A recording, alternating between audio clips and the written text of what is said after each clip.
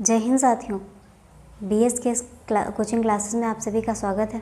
कैसे हैं आप सभी? पिछली क्लास का आप सभी ने रिवीजन किया। पिछले टॉपिक में हमने पढ़ा था सिंधु नदी तंत्र। आज हमें पढ़ना है ब्रह्मपुत्र नदी तंत्र। परंतु जो हमने पढ़ा था सिंधु नदी तंत्र, उसमें पंचनद नदियाँ हमने पढ़ी थी। आप बताइए पंचनद नदियाँ कौन सी हैं? आप बोलोगे पंचनद नदियाँ मैम झेलम, चेनाब, रावी, व्यास और सतलज हैं। आज हमें उन्हीं पंचनद नदियों को भी थोड़ा डिटेल में पढ़ना है कि पंचनद नदियों का उद्गम कहाँ से हुआ, वो किस स्थान पर मिलती हैं। इन सब चीज़ों को पढ़ने के बाद ये पंचनद नदियाँ कंप्लीट कर लेंगे। उसके बाद हम ब्रह्मपुत्र नदी तंत्र को भी आज ही के क्लास में डिस्कस करेंगे। सबसे पहले देखते हैं पंचनद नदियाँ कौन सी हैं। बताइए आप सभी पंचनद नदियाँ कौन सी हैं? आप बोलोगे मैम झेलम, चेनाब, रावी और व्यास। पंचनद नदियाँ किसका है? सिंधु नदी तंत्र की। सिंधु नदी तंत्र में हमने देखा था सिंधु की सहायक नदियाँ कौन कौन सी थी? पंचनद नदियाँ थी, जिन्हें पंजाब में पंचनद नदियों के नाम से जाना जाता है। और ये कौन कौन सी हैं? पंचनद नदियाँ। आप बोलोगे मैम झेलम और चेनाब, रावी, व्यास और सतलज है। पंचनद नदियाँ कौन सी हैं? आप बोलोगे मैम झेलम, चेनाब, रावी, व्यास और सतलज हैं। ये सभी सिंधु की सहायक नदियाँ हैं। चलिए इनका पहले मैप बनाते हैं।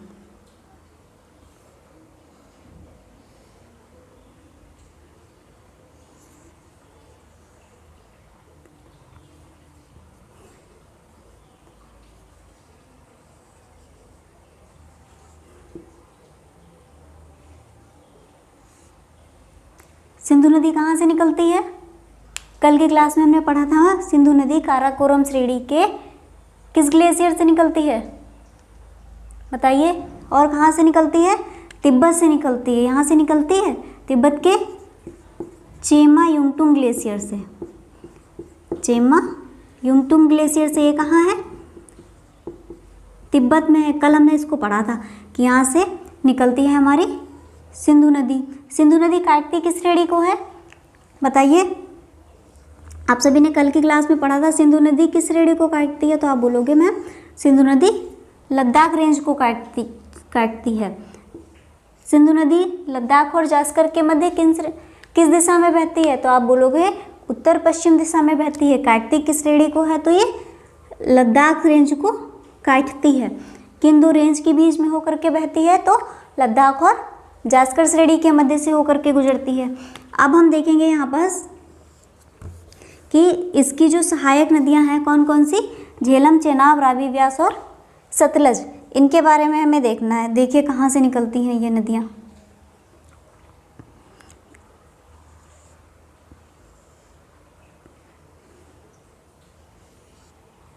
झेलम, चेनाब, रावी,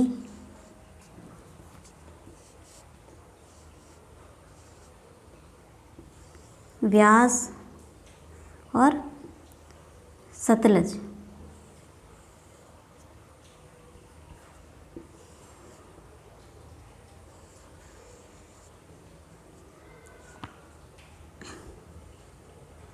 इस तरह आके सिंधु नदी में मिल जाती हैं। ठीक, यह है झेलम,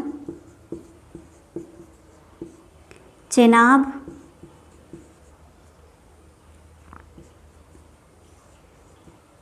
रावी, व्यास और सतलज। झेलम, चेनाब, रावी, व्यास और सतलज किसकी सहायक नदियां हैं? सिंधु की। ये आकर के सिंधु में मिल जाती हैं।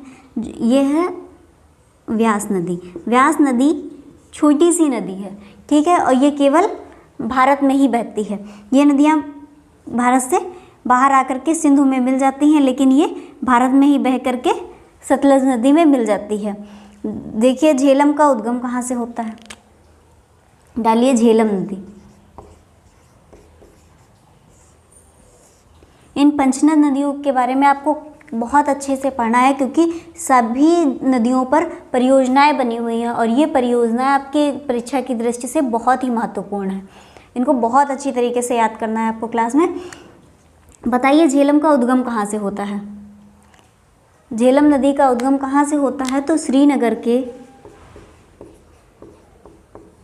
कहाँ से?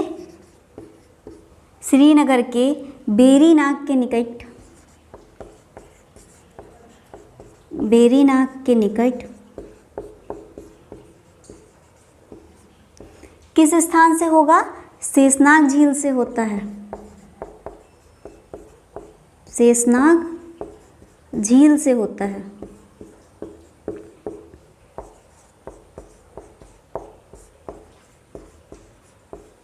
आप बोलोगे मैम झेलम नदी का उद्गम श्रीनगर के निकट श्रीनगर के शेषनाग के निकट बेरीनाग झील से होता है। झेलम की सहायक नदी कौन सी है? तो झेलम में आकर के कौन सी नदी मिलती है? आप बोलोगे मैम हमने देखा झेलम में चेनाब नदी आकर के मिलती है। तो झेलम की सहायक नदी कौन सी है?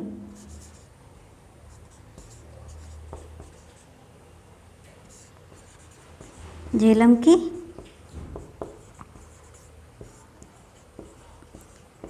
सहायक नदी, तो आप बोलोगे मैम झेलम की सहायक नदी चेनाब है।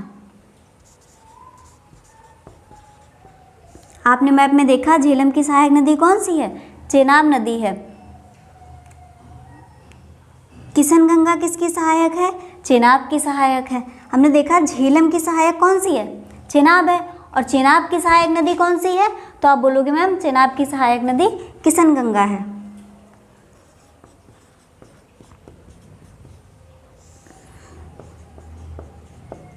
किशनगंगा सहायक नदी है चेनाब की। इतना समझ में आया? पंचनद नदियाँ कौन सी हैं? तो आप बोलोगे झेलम, चेनाब, रावी, ब्यास और सतलज हैं। झेलम वो सिंधु नदी निकलती कहाँ से है? तो तिब्बत के चेमायुंगटुंग ग्लेशियर से निकलती है। ये पंचनद नदियाँ जो हैं वो सिंधु की सहायक नदियाँ हैं। झेलम नदी का उद्गम कहाँ से होता है? तो श्रीनगर के बेरीनाग के निकट शेषनाग झील से झेलम नदी का उद्गम होता है। झेलम की सहायक नदी कौन सी है? आप बोलोगे मैम झेलम की सहायक नदी चेनाब नदी है। किशनगंगा चेनाब की सहायक नदी है। यहाँ तक आप सभी नोट कीजिए, यहाँ तक देख लीजिए। झेलम की सहायक नदी कौन सी है? आप बोलोगे मैम चेनाब नदी झेलम की सहायक नदी है। किशनगंगा सहायक नदी किसकी है? तो चेनाब की है। यहाँ तक नोट कर लीजिए। आप सभी को अच्छे से नोट्स बनाने हैं और कमेंट करके जरूर बताना है आपको क्लास कैसी लगती है। कर लीजिए इतना नोट। झेलम पर परियोजनाएं कौन कौन सी हैं? आप बोलोगे झेलम पर परियोजना, झेलम नदी पर परियोजनाएं। ये परियोजनाएं बहुत इंपॉर्टेंट हैं।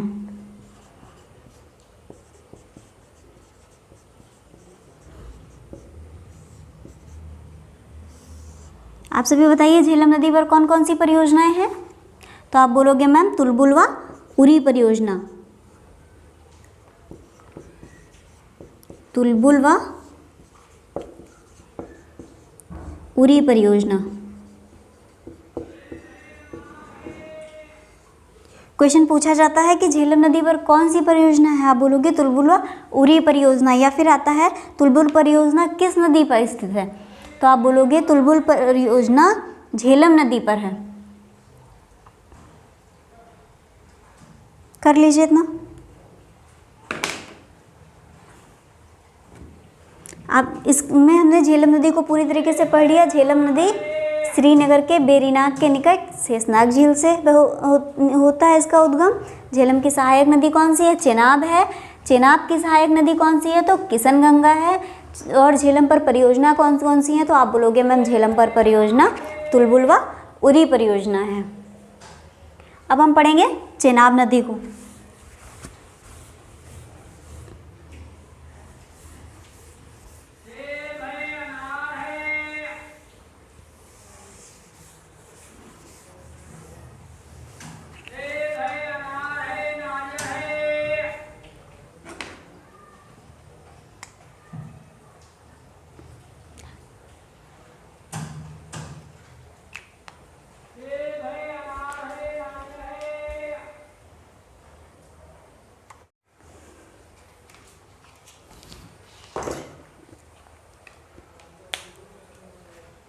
अगला है हमारा चेनाब नदी। चेनाब नदी का उद्गम।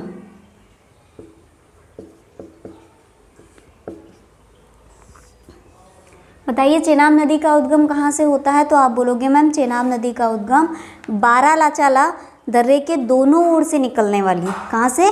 बारालाचाला दर्रे से के दोनों ओर से निकलने वाली चंद्रा और भागा नदियों के केलांग के निकट तंगी नामक स्थान से होता है।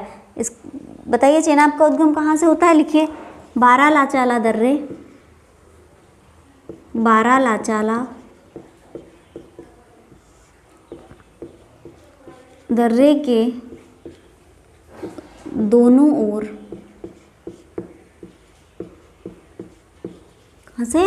बारालाचाला दर्रे के दोनों ओर से निकलने वाली, दोनों ओर से निकलने वाली चंद्रा व भागा नदी के निकट, चंद्रा व भागा नदी के निकट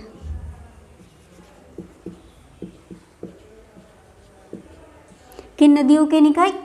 तो चंद्रा व भागा नदी के निकट कहाँ से होता है? तंगी नामक स्थान से, तंगी नामक स्थान से होता है।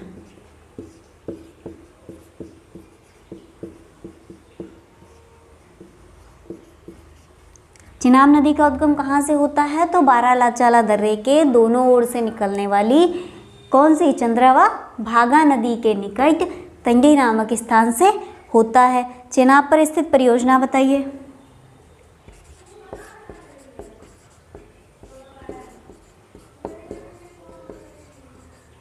चेनाब नदी पर स्थित परियोजना, ये परियोजनाएं सभी एग्जाम्स में ज़रूर पूछी जाती हैं। एक ना एक परियोजना आपके हर एग्ज़ाम में आपको देखने को मिलेगी। बताइए कौन कौन सी हैं चेनाब नदी पर? तो सलाल, बगलिहार व दुलहस्ती, दुलहस्ती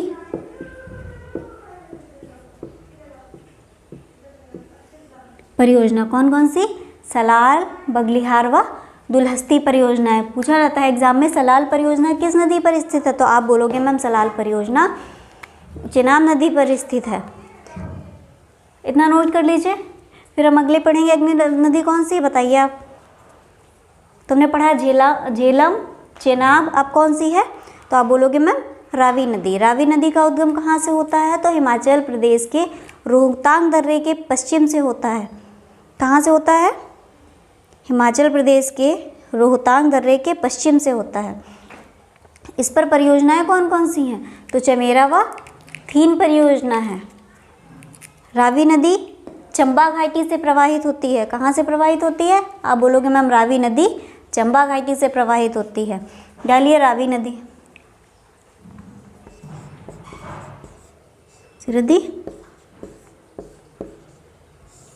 रावी नदी। रावी नदी का उद्गम कहाँ से होता है? तो हिमाचल प्रदेश के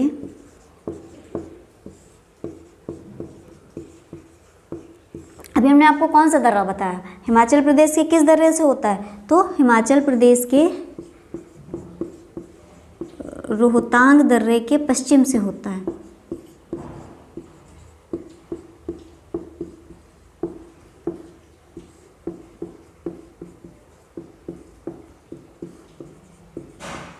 प्रश्न बनता है रोहतांग दर्रा कहाँ है? तो आप बोलोगे रोहतांग दर्रा हिमाचल प्रदेश में है। रावी नदी का उद्गम कहाँ से होता है? तो हिमाचल प्रदेश के रोहतांग दर्रे से रावी नदी का उद्गम होता है। रावी पर परियोजना लिखिए। परियोजना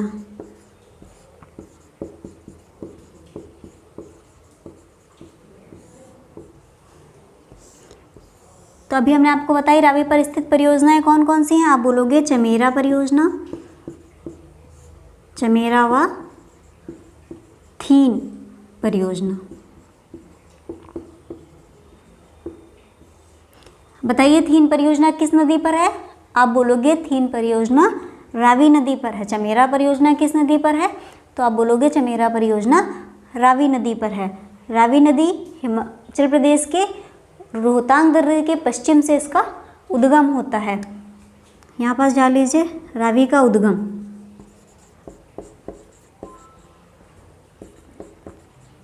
रावी का उद्गम कहाँ से होता है? तो रावी का उद्गम हिमाचल प्रदेश के रोहतांग दर्रे के पश्चिम से होता है।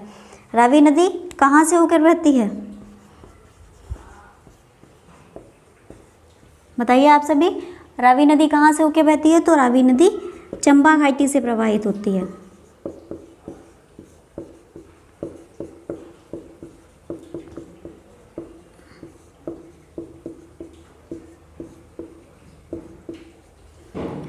रावी नदी चंबा घाटी से प्रवाहित होती है।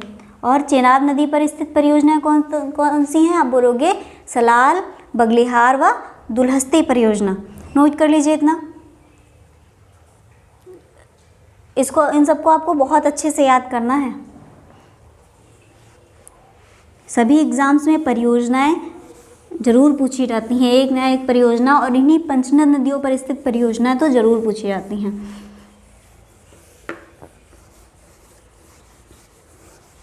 तुमने कौन कौन सी पढ़ी? सबसे पहले झेलम, चेनाब, रावी। अब हम किसको पढ़ेंगे? व्यास नदी के बारे में। डालिए व्यास नदी।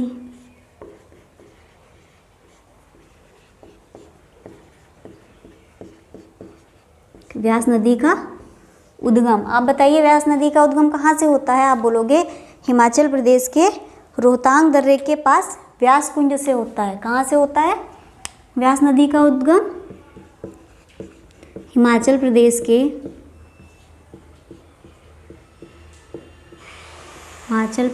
के रोहतांग दर्रे के पास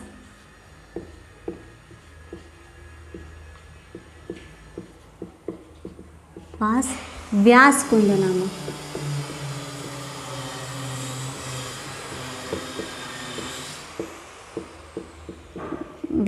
नामक स्थान से होता है।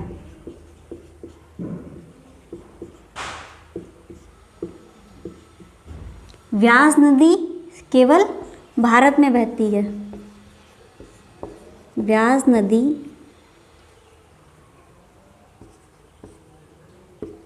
केवल भारत में बहती है।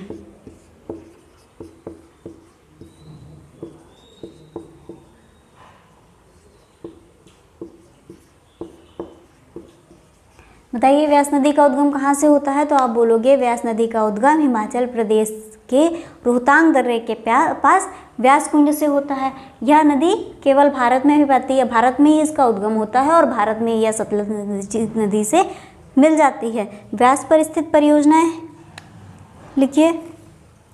व्यास नदी हिमाचल प्रदेश के कुल्लू घाटी से प्रवाहित होती है। व्यास नदी हिमाचल प्रदेश के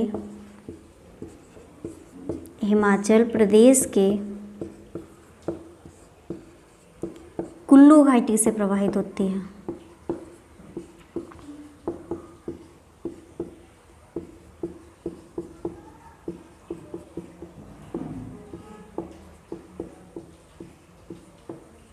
प्रश्न बनता है कुल्लू घाटी कहाँ स्थित है? तो आप बोलोगे कुल्लू घाटी हिमाचल प्रदेश में स्थित है।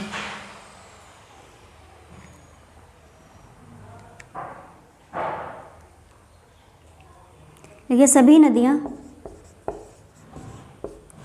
नदियाँ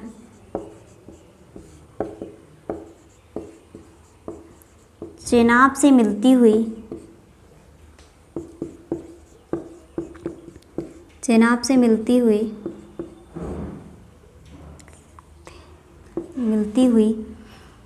सिंधु में मिलकर अरब सागर में गिरती हैं और डेल्टा बनाती हैं। सिंधु में मिलकर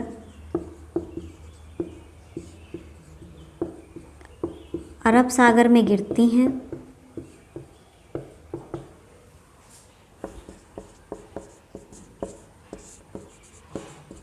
हैं तथा डेल्टा बनाती हैं।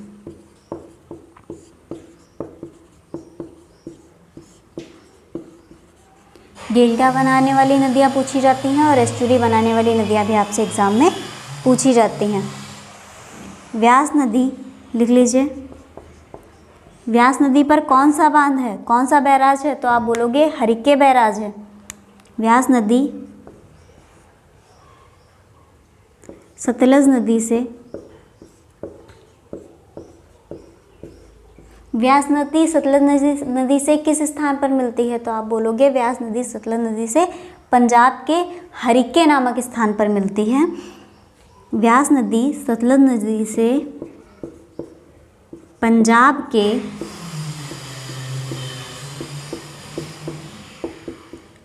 हरिके नामक स्थान पर मिलती है।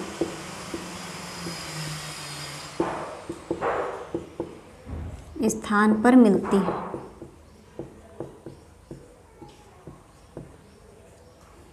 और हरिके नामक स्थान पर मिलती है। यहाँ पास कौन सा बांध है? तो हरिके बैराज।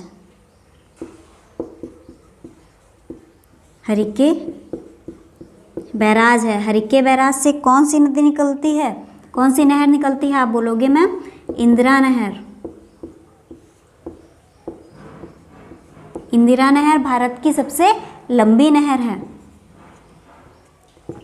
यह भारत की सबसे लंबी नहर है।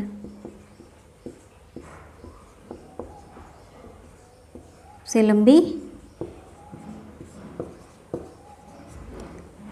सबसे लंबी नहर है। हरिके बैराज कहाँ है? तो पंजाब में है। पंजाब के हरिके नामक स्थान पर हरिके बैराज है, जो कि किस नदी पर बना है? सतलज नदी पर। ठीक, और सतलज नदी पर बना है हरिके बैराज बांध। और उससे कौन सी नहर निकलती है? तो आप बोलोगे उससे इंदिरा नहर निकलती है। इंदिरा नहर भारत की सबसे लंबी नहर है। नोट कर लीजिए।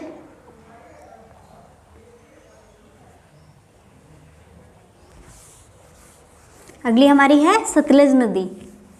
सतलज नदी को पढ़ने के बाद हमारा ये सिंधु नदी तंत्र पूरा कंप्लीट हुआ। उसके बाद हम पढ़ेंगे ब्रह्मपुत्र नदी तंत्र। उसको भी हमें आज की क्लास में पूरा कंप्लीट करना है। डालिए सतलज नदी। सतलज नदी, बताइए सतलज नदी का उद्गम कहाँ से होता है? तो आप बोलोगे तिब्बत की राकसताल झील से।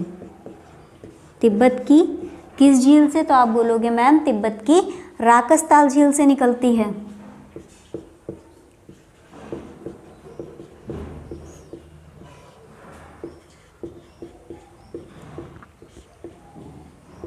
झील से निकलती है। इसका उद्गम कहाँ से होता है? तो आप बोलोगे तिब्बत की राकसताल झील से। तिब्बत की राकसताल झील से कौन सी नदी निकलती है? सतलज नदी। यह भारत में कहाँ से प्रवेश करती है? तो यह भारत में सिपकिला दर्रे से प्रवेश करती है। किस दर्रे से? सिपकिला दर्रे से। सिपकिला दर्रे से प्रवेश करती है। और इसे तिब्बत में किस नाम से जानते हैं? तो इसे तिब्बत में लांगचेन खंबाब नाम से जानते हैं। इसे तिब्बत में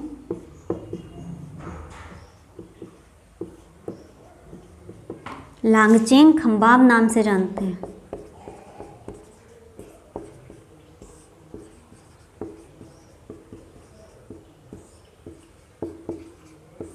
नाम से जाना जाता है।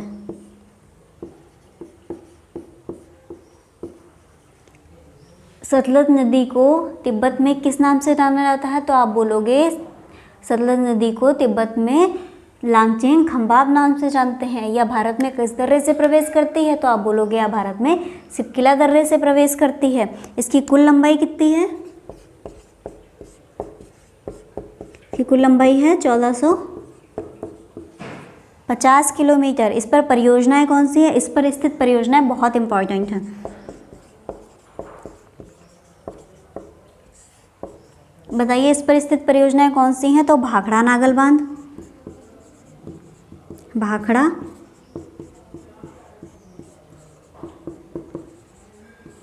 भाखड़ा नागल बांध और कोलडाम परियोजना।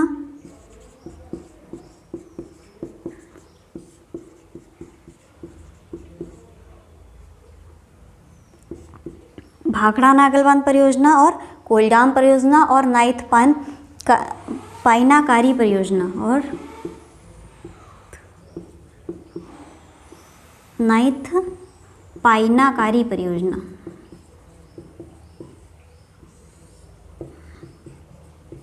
कौन कौन सी परियोजना है? तो नाथ पाइनाकारी परियोजना है, कोलडाम परियोजना है और भाखड़ा नागल बांध है।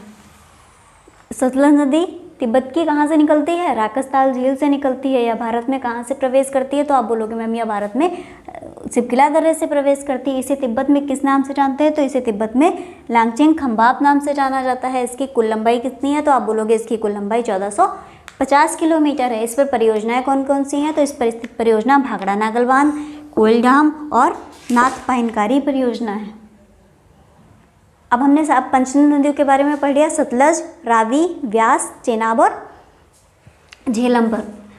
इस पर स्थित परियोजनाएं भी कर ली। परियोजनाओं को आप सभी को अच्छे से याद करना है। इसके बाद हम पढ़ेंगे ब्रह्मपुत्र नदी तंत्र। नोट कर लीजिए इतना।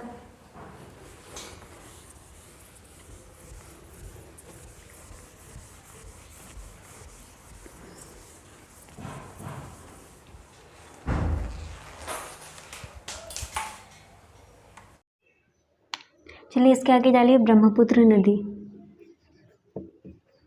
ब्रह्मपुत्र नदी तंत्र।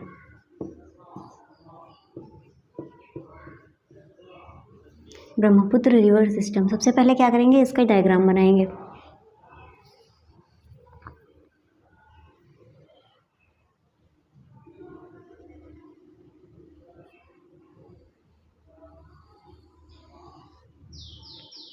इधर है बंगाल की खाड़ी,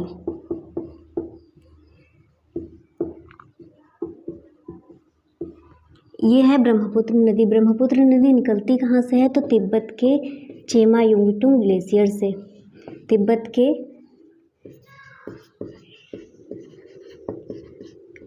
चेमायुंगटुंग ग्लेशियर से।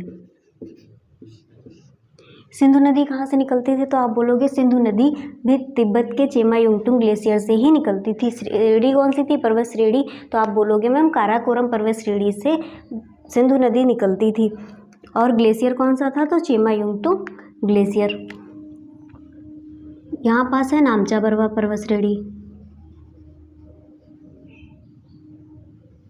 यह है नामचा बरवा पर्वत श्रेणी।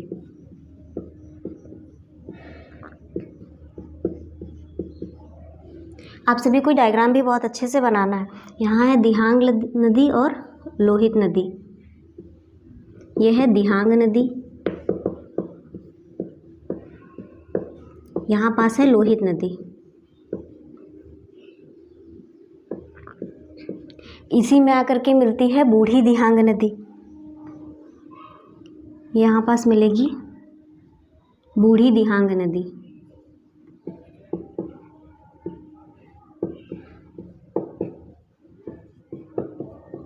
बूढ़ी दिहांग नदी यहाँ पास बना हुआ है। इस जगह पे है बोगीबील ब्रिज। यहाँ पास बना हुआ है बोगीबील ब्रिज।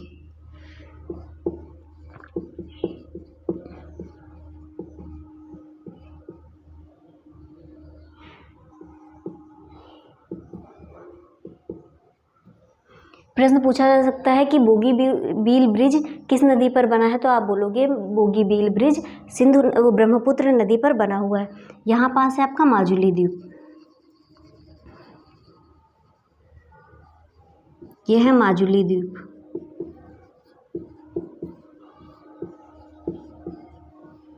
इधर ही से आकर के मिलती है सुबनसिरी नदी।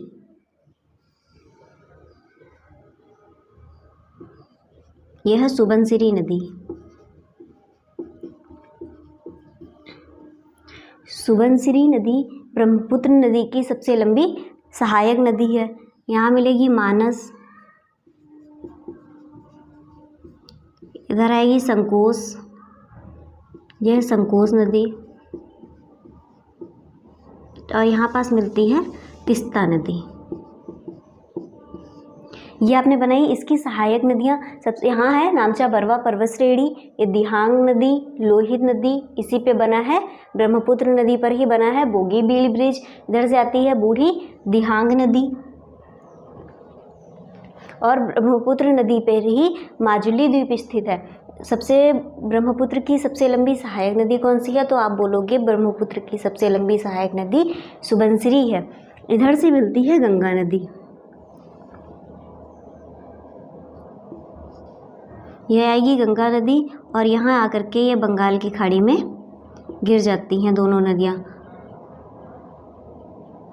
गंगा और ब्रह्मपुत्र मिलकर आगे मेघना नाम से बहती हैं और बंगाल की खाड़ी में अपना जल गिराती हैं। सबसे पहले लिखेंगे ब्रह्मपुत्र का उद्गम कहाँ से होता है। लिखिए, हेडिंग डालिए इसका उद्गम।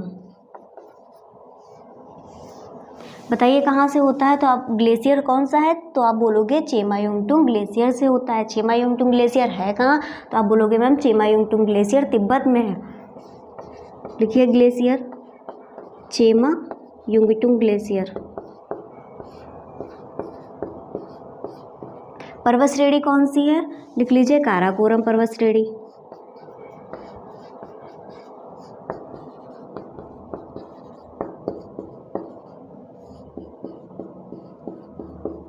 काराकोरम पर्वत श्रेणी। झील कौन सी है? तो आप बोलोगे मानसरोवर झील।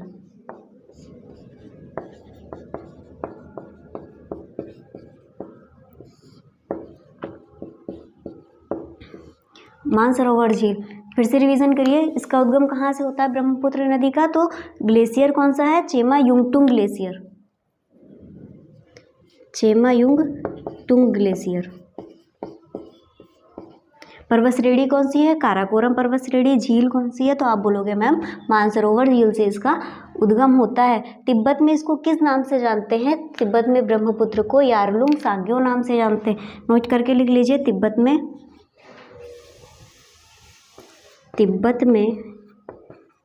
ब्रह्मपुत्र नदी को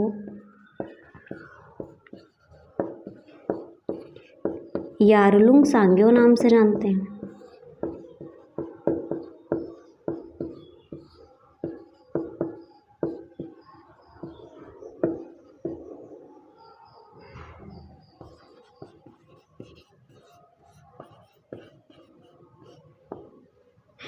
प्रश्न आता है ब्रह्मपुत्र नदी को तिब्बत में किस नाम से जाना जाता है? तो आप बोलोगे ब्रह्मपुत्र नदी को तिब्बत में यारलुंग सांग्यो नाम से जानते हैं। इसका उद्गम कहाँ से होता है? तो इसका उद्गम तिब्बत के चेमायुंगटुंग ग्लेशियर से होता है। पर्वत श्रेणी काराकोरम पर्वत श्रेणी। झील कौन सी है? तो आप बोलोगे मैम मानसरोवर झील से इसका उद्गम होता है। यहाँ तक नोट कर लीजिए। यहाँ से ये गंगा नदी आती है और ये आई है आपकी ब्रह्मपुत्र नदी। यहाँ से ये बहेगी आगे मेघना नाम से। यहाँ से इसका नाम हो जाता है मेघना। मेघना नाम से ही ये बंगाल की खाड़ी में अपना जल गिराती है। इतना नोट कर लीजिए।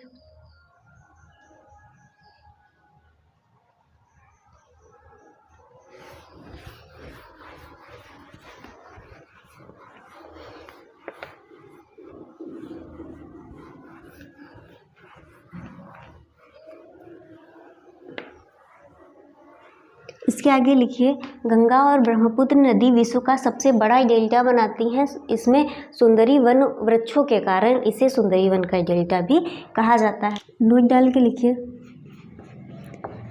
गंगा और ब्रह्मपुत्र नदी, गंगा ब्रह्मपुत्र नदी विश्व का सबसे बड़ा डेल्टा बनाती हैं। विश्व का सबसे बड़ा डेल्टा बनाती हैं।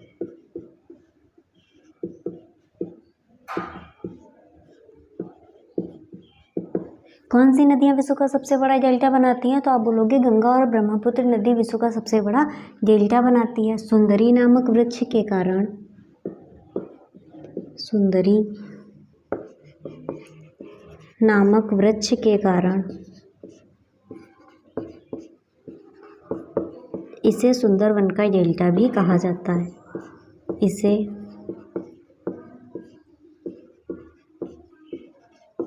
वन का डेल्टा भी कहा जाता है।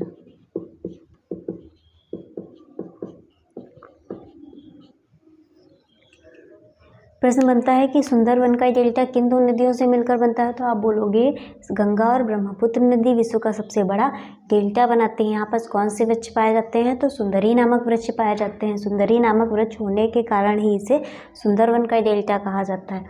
अब लिखेंगे हम ब्रह्मपुत्र नदी की सहायक नदियाँ। हेडिंग डालिए सहायक नदियाँ।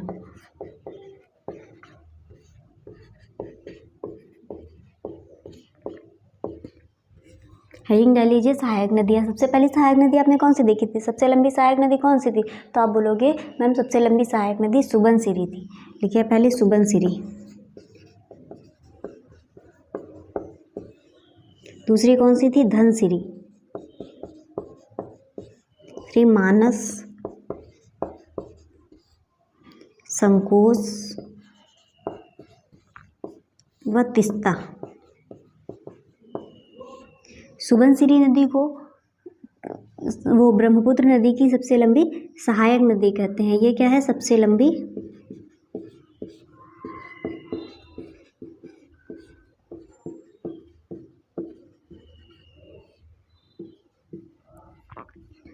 पूछा जाता है ब्रह्मपुत्र नदी की सबसे लंबी सहायक नदी कौन सी है, तो आप बोलोगे मैम ब्रह्मपुत्र नदी की सबसे लंबी सहायक नदी सुबनसिरी है। धनसिरी कहाँ है, लेसांग पर्वत चोटी पर। लेसांग पर्वत चोटी कहाँ है, आप बोलोगे नागालैंड में। लेसांग पर्वत चोटी पर। लेसांग पर्वत चोटी है कहाँ, नागालैंड में। फिर मानस, मानस कहाँ से निकलती है, तो आप बोलोगे तिब्बत हिमालय से। लेसांग नदी कहाँ से निकलती है, तिब्बत हिमालय से। सुबनसिरी इसकी सबसे लंबी सहायक नदी है। धनसिरी कहाँ से निकलती है, तिब्बत हिमालय से।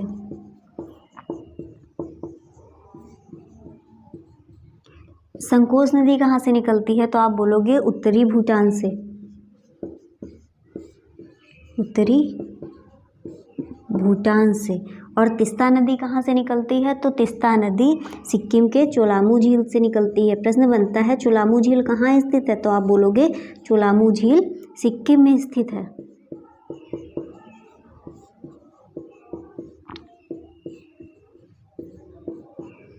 फिर से रिवीजन कीजिए। सहायक नदियाँ सबसे पहले कौन सी है, सुबनसिरी। सुबनसिरी ब्रह्मपुत्र की सबसे लंबी सहायक नदी है। धनसिरी लेसांग पर्वत चोटी से निकलती है। लेसांग पर्वत चोटी है कहाँ, तो नागालैंड में। मानस कहाँ से निकलती है, मानस तिब्बत हिमालय से निकलती है। संकोश नदी कहाँ से निकलती है, तो आप बोलोगे संकोश नदी उत्तरी भूटान से निकलती है। तीस्ता नदी कहाँ से निकलती है, तो तीस्ता नदी सिक्किम के चोलामू झील से निकलती है। तीस्ता नदी के बारे में नोट करके लिख लीजिए।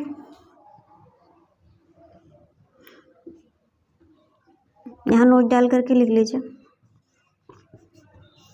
1857 की 1787 की आकस्मिक बाढ़ के कारण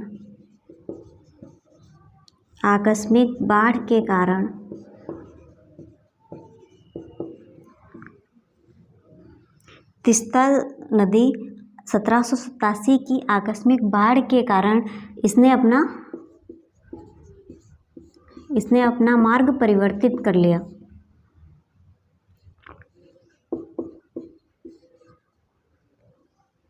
अपना मार्ग परिवर्तित कर लिया।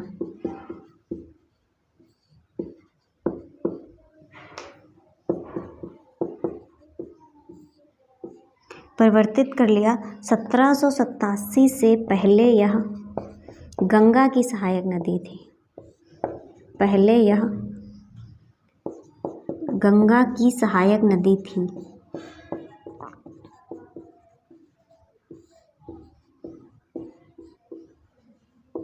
कौन सी नदी, तो तीस्ता नदी।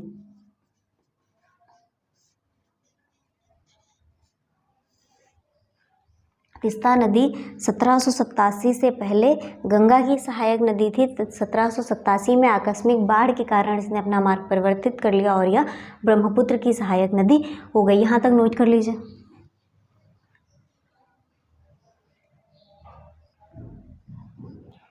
इसके आगे लिखिए,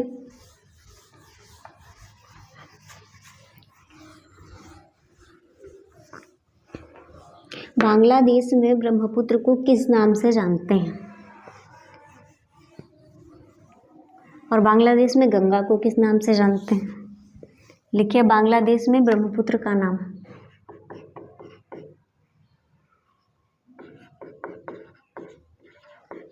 बांग्लादेश में ब्रह्मपुत्र का नाम। बांग्लादेश में ब्रह्मपुत्र नदी को जमुना नाम से जानते हैं। और बांग्लादेश में गंगा को किस नाम से जानते हैं?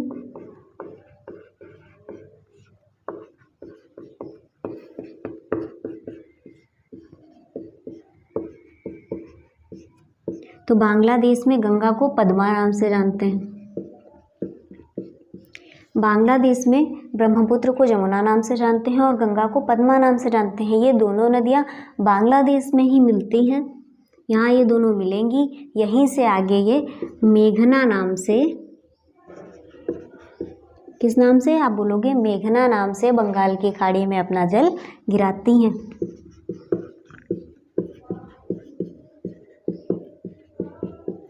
से बंगाल की खाड़ी में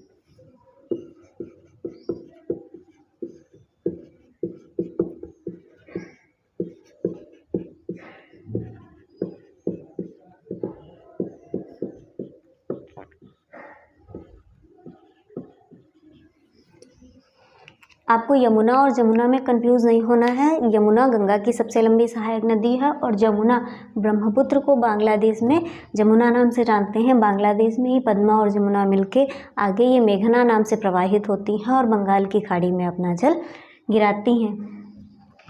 आगे लिख लीजिए इसके नाम। अरुणाचल प्रदेश में इसे किस नाम से जानते हैं? आप बताइए तिब्बत में इसे किस नाम से जानते हैं? अभी हमने पढ़ा था तिब्बत में ब्रह्मपुत्र नदी को यारलुंग सांग्यो नाम से जाना जाता है। लिखिए अरुणाचल प्रदेश में इसका नाम।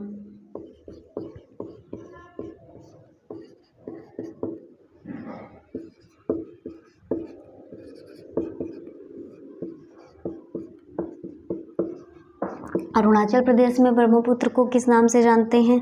तिब्बत में इसे किस नाम से जानते हैं?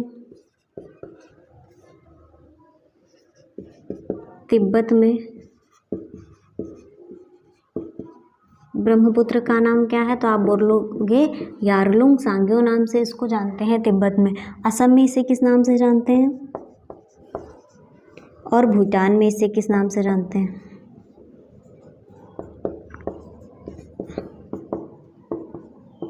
आप सभी को क्लास के अच्छे से नोट्स बनाने हैं और इससे बार बार रिवाइज करके याद भी करना है। बताइए अरुणाचल प्रदेश में ब्रह्मपुत्र का क्या नाम है? तो आप बोलोगे अरुणाचल प्रदेश में इसे सियांग व दिहांग नाम से जानते हैं। सियांग व दिहांग नदी बोलते हैं। तिब्बत में ब्रह्मपुत्र का नाम क्या है? तो आप बोलोगे तिब्बत में ब्रह्मपुत्र का नाम यारलुंग सांग्यो है।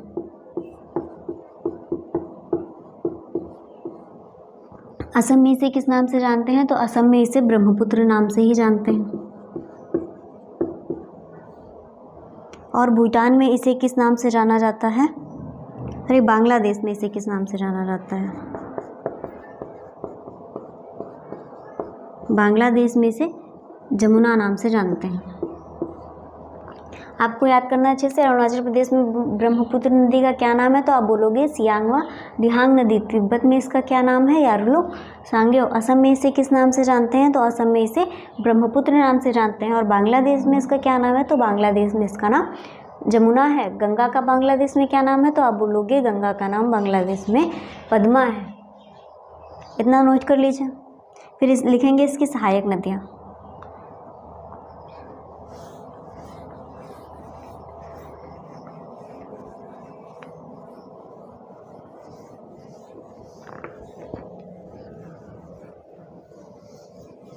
हेडिंग डालिए बाएं तट की सहायक नदियाँ।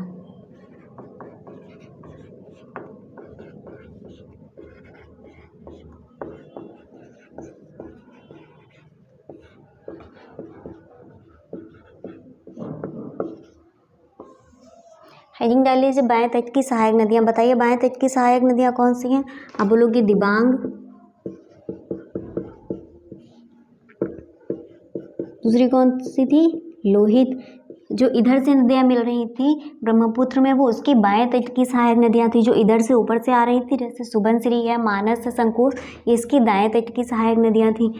बाएं तट की सहायक नदियाँ लिखिए दिबांग, लोहित, बूढ़ी दिहांग गंगा, बूढ़ी दिहांग नदी, और कौन सी थी? धनसिरी। कौन सी? दिबांग, लोहित, बूढ़ी दिहांग नदी, धनसिरी और कपिली। दाएं तट की सहायक नदियाँ लिखिए। दाएं तट की सहायक नदी, दाएं तट की सहायक नदियाँ। हेडिंग डाल लीजिए दाएं तट की सहायक नदियाँ। सबसे पहले तो बाएं तट की सहायक नदियाँ आपको अच्छे से याद करनी है। बाएं तट की सहायक नदियाँ कौन सी हैं? तो आप बोलोगे दिबांग, लोहित, बूढ़ी दिहांग नदी, धनसिरी और कपिली। दाएं तट की सहायक नदियाँ कौन सी हैं? तो अभी आपने पढ़ा था सुबनसिरी। सुबनसिरी क्या है? तो आप बोलोगे मैम सुबनसिरी ब्रह्मपुत्र की सबसे लंबी सहायक नदी है।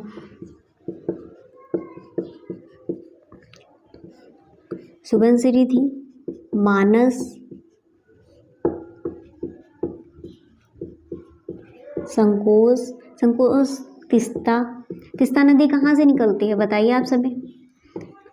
अभी हमने पढ़ाया था तिस्ता नदी कहाँ से निकलती है, तो आप बोलोगे तिस्ता नदी सिक्किम के चोलामू झील से निकलती है। प्रश्न बनता है चोलामू झील कहाँ स्थित है, तो आप बोलोगे चोलामू झील सिक्किम में स्थित है। नोट कर लीजिए सुबनसिरी, मानस, संकोश, तिस्ता और कौन सी है? तो आप बोलोगे जिया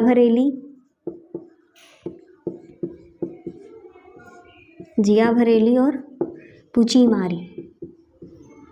कौन कौन सी हैं? सुबनसिरी, मानस, संकोश, तिस्ता, जिया भरेली और पुचीमारी और रंगा नदी। कौन सी है? रंगा नदी। आपको याद करना है बहुत अच्छे से। दाएं तट की सहायक नदियाँ कौन कौन सी हैं? तो आप बोलोगे सुबनसिरी, मानस, संकोश, तिस्ता, जिया भरेली, पुचीमारी और रंगा। ये इसके दाएं तट की सहायक नदियाँ हैं। और बाएं तट की सहायक नदियाँ कौन सी हैं? दिबांग, लोहित, बूढ़ी दिहांग नदी, धनसिरी और कपिली। तिस्ता नदी के बारे में अभी हमने बताया 1787 में आकस्मिक बाढ़ के कारण इसने अपना नाम परिवर्तित कर लिया। उससे पहले इसका क्या नाम था? तो इससे पहले ये किसकी सहायक नदी थी? तो उससे पहले ये गंगा की सहायक नदी थी। 1787 के बाद से ये ब्रह्मपुत्र की सहायक नदी हो गई। ब्रह्मपुत्र के किनारे स्थित शहर लिखिए।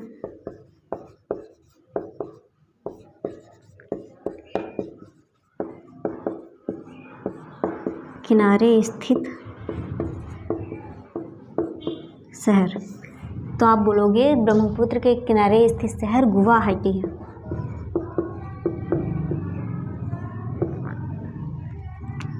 यहाँ तक याद हुआ आप सभी को? क्लास के अच्छे से नोट्स बनाने हैं, इसे बार बार रिवाइज करना है। आज हमारा इंडियन रिवर सिस्टम पूरी तरीके से कंप्लीट हो गया। इंडियन रिवर सिस्टम की हमारी 4 क्लासें हुई हैं। आप सभी को उसके अच्छे से नोट्स बनाने हैं और उन्हें बार बार रिवाइज करके याद करना है। ऑफलाइन कमेंट करके ज़रूर बताइएगा आपको हमारी क्लास कैसी लगती है। आपको अगर क्लास अच्छी लगती है तो ज़्यादा से ज़्यादा लोगों में शेयर कीजिए, हमारे चैनल को सब्सक्राइब कीजिए। मिलते हैं अपनी अगली वीडियो में। तब तक के लिए आप पढ़ते रहिए, अपना ध्यान रखिए और खुश रहिए। जय हिंद।